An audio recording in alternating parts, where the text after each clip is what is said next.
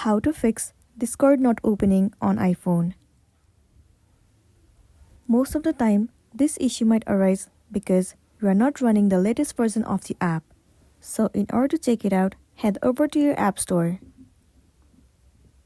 In the source bar, search for Discord, and then move into this app. Right here, instead of open, if you see the option of update, then your application is not up to date. And it must be one of the reasons that you're having the issue.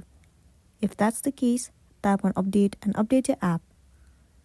Once you've got the latest version of the app, now the next thing you want to try doing is head over to settings of a device and then move into general.